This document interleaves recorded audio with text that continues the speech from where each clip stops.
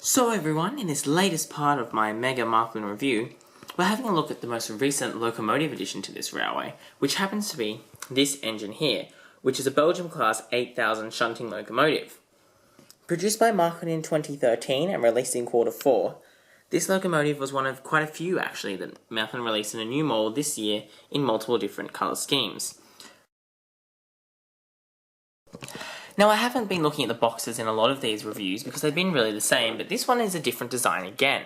And so what we get here for this new box for 2013 for the small locomotives, we get, much like Thomas and Percy, a clear little frame on the front, which is actually a hollow cardboard. So then we slide this out, and then going back to the traditional plastic inserts as opposed to the foam ones, we can see that we've got the little plastic square sleeve that the insert slides into, then the locomotive inside, and then the little piece of tissue paper to protect the front parts of the locomotive.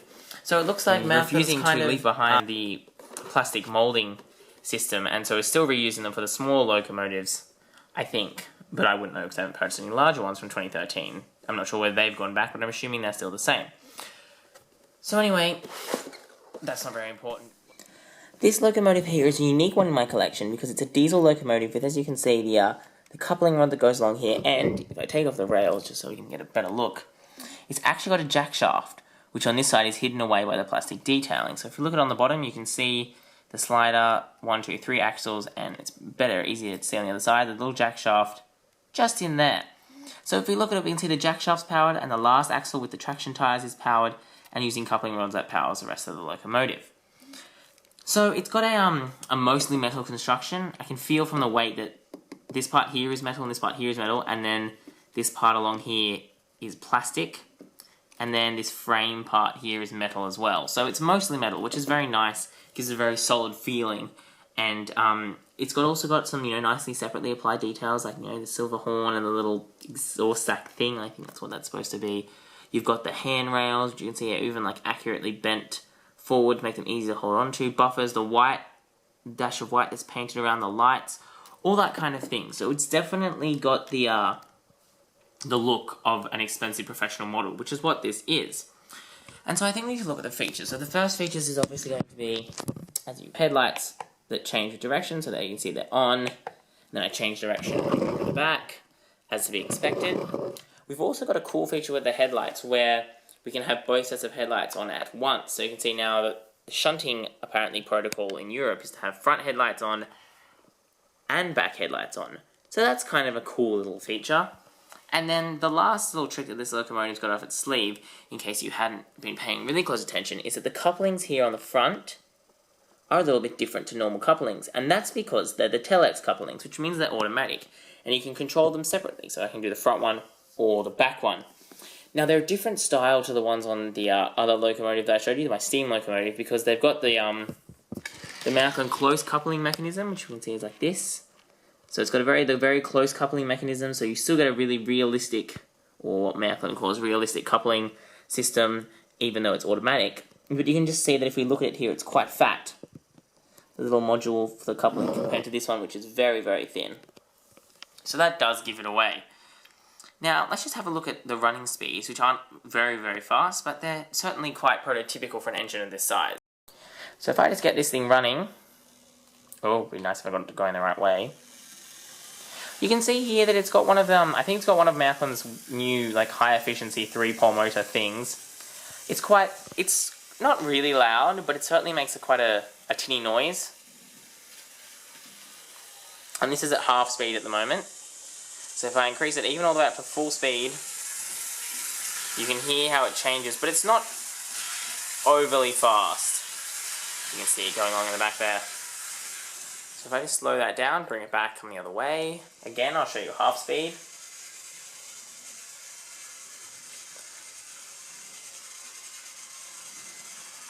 And full speed.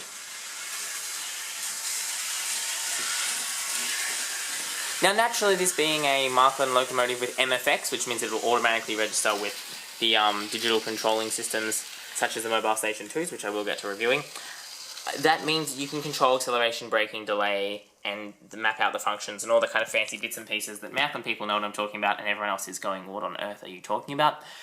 So in that sense, it's got a full feature set. So overall, it's quite a nice looking locomotive. It's got a quite nice speed, and it's, you know, functions as a shunting locomotive, despite the couple of little things that it probably could have been nice, such as sounds. However, there's one or two really big flaws in this locomotive that I think need to be explained before someone would purchase this. So as I told you before, it's got the new style of Marklin Telex Couplings, which means it uses the closed couplers. But what I didn't realise when I bought this was that these new Telex couplers will only work with the professional Marklin close couplers and won't work with the old Relax style couplers, which are a bit like this one. This is obviously not a Marklin locomotive, but if I get you one of the official, there you go, that's one of the official Relax couplers. You can see it's a bit bigger and it's a bit easy. It's easy to use, which is easy to use and easier to uncouple. But that also means if I couple it up to said engine here, first of all, you know, it's a bit of a hassle. You're like, why isn't it coupling up? And you see with this car, it just refuses to couple, full stop. With this car, however, we still get no coupling, despite that not being a Marklin Relax car. So you can really see that although these two are quite happy to couple together, you won't get it to couple to this locomotive. And even if you do get to couple, I would show you, but I've actually gone and had to convert all my wagons to the new coupling so that I could get them to work with this engine. Whenever you went around a corner or over a junction, the coupling would simply unhinge. And that's because it needs these extra little prong parts. If I can show you just like this, you can see that there's slightly offset prongs. There's a high one and a low one. And these lock in place with the coupling to make sure that it doesn't come undone around corners. And of course, the Relax couplers don't have these, so it does come undone. So a word of warning to not only this locomotive, but any of the new Marklin locomotives that have the Telex coupling system will only work with the professional couplers. So thankfully for me, I dropped into Hobbyco, who have now stopped stocking Marklin, which makes me a bit sad, and have retrofitted all the locomotives and engines with the new coupling. So as you can see, Thomas now, if you look back at some of my old videos, he has a little hook coupling, and now with some fiddling and clicking bits and pieces in and out, and if I can get him to focus, that'd be nice. That'd be real nice. There we go. You can see he's got those fancy couplings as well. I mean, which I think is nice, because the new couplings are much nicer. They reduce the space between cars and looks very realistic. But having to be forced to do that because this isn't backwards compatible is a little bit disappointing. And the last thing is that this engine isn't very strong. Now, I mean, most engines you think, oh, it's pretty small, it wouldn't be that strong. But I found that, for example, this engine here, aka Puff, is very strong when you use him. Percy and Thomas are both quite strong. And Percy, obviously, I'm not going to test heavily after his gear broke on his axle and can't buy replacement parts. But anyway, that's another story altogether. Thomas is quite strong, but this engine is not very strong. And you can really hear it when, for example, even when you couple it up to those two blue cars you can see there, which I will review in the next part, you can really hear that the engine starts to make a very nasty whirring sound. I'll see if I can get it to replicate that now. Yeah, this kind of heavy sound, like it's struggling, it'll make that noise if you put it under too much stress. So, despite being a shunting locomotive, it can't actually deal with a lot of heavy weight. So I suppose now you're going, well, what did you actually think? Well, I personally love this locomotive. I think it's really nice. I think it's it works both as a shunting locomotive and, as you know, on the Mountain Valley line anyway, a main line, or branch line at least, locomotive. I think that it's got quite a nice feature set. I think it would be nice if it had sounds, but then again, I can say that about every engine ever. Should really have just sounds. I mean, cannot express how cool sounds are.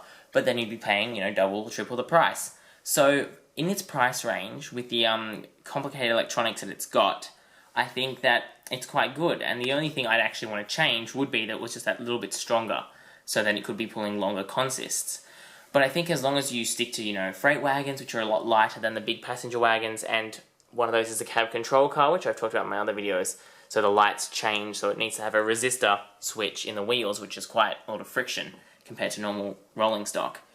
And so I think that although the coupling issue was an issue, I don't see it as a problem. However, I think that Marklin really need to make it clear that these couplings won't work with your Relax style couplings. Because in that case, I opened this and I only had Relax couple of wagons out, and I was like, oh no, I've got another engine that's a dud.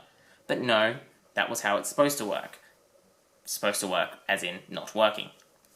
So anyway, that's it for the review of this item, which, as I said, overall is quite a nice item, and actually was delivered on time, which was a nice change from Marklin. And so if you've got any questions, any comments, any of that other stuff that you can do on YouTube, feel free to go ahead and do it. And thanks for watching. I'll see you in the next part. And that's what I've got time for from TrainzXtreme.